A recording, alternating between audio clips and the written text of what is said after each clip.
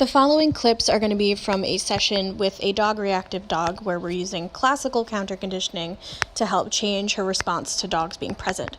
So that means every single time she looks at the other dog, which is my dog Finley, Cala is going to be getting a treat. So you're going to see a little bit of how we did that. So this is Cala. She is reactive to other dogs, and here we have my dog Finley as a distraction dog. So what we're doing is every single time Cala looks at the other dog, we're marking it with a yes, and we are rewarding her for looking at Finley. And Cala was progressing really quickly. She was doing very, very well. So we went from really far away to a lot closer together pretty quickly because she was handling it well.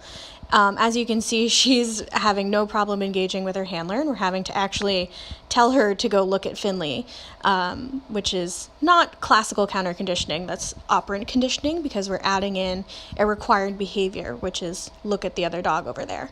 But doing this process is really helpful for changing a dog's response to any stimulus. It can be other dogs, people, cars, skateboards, whatever. Every single time that stimulus is present, and the dog obviously is aware that the stimulus is present, they get rewarded. So that can be with food, praise, a toy, whatever it is that the dog really desires. Cala is super food motivated and loves treats, so we're using treats. And you can see Finley was being a really good distractor dog there. So I'm not allowing Finley to look at Cala or stare at her. He's pretty good at that because that can trigger a response.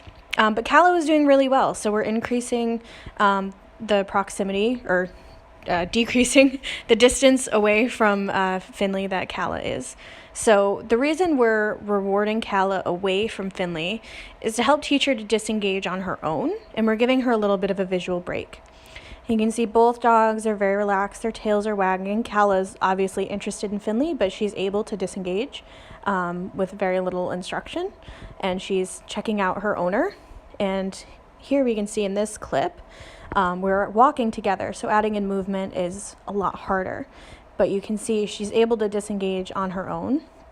You see she looks at Finley and then she looks away, and she actually goes and has a sniff of the tree here. So this is really, really good.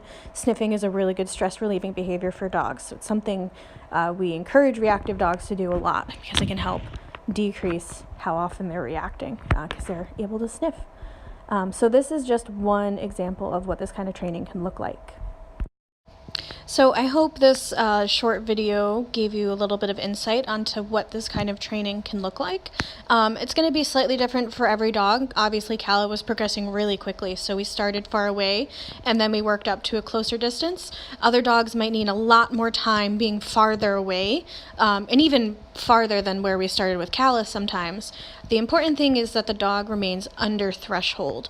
So what that means is they're not displaying any reactive behavior. They're not barking, growling, lunging, and they're able to disengage either on their own or when you ask.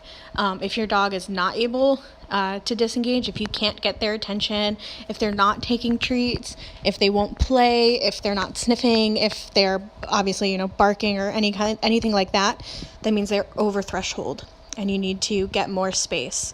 That's one of the most important things in this exercise, is that the dog remains under threshold the entire time. So you could see that with Cala. She was clearly interested in Finley, but she wasn't reacting. So that means she was under threshold. And she was also displaying more relaxed behavior. She was sniffing, she was taking treats, she was wagging her tail gently. All that speaks to her being, interested, but not too interested or overstimulated to the point where she's going to react. So if this is something that you need help with your dog, I highly recommend getting the help of a qualified trainer because, like I said, the nuances of everything are going to be different for each dog, and a qualified trainer is going to be able to help ensure you have success with your dog.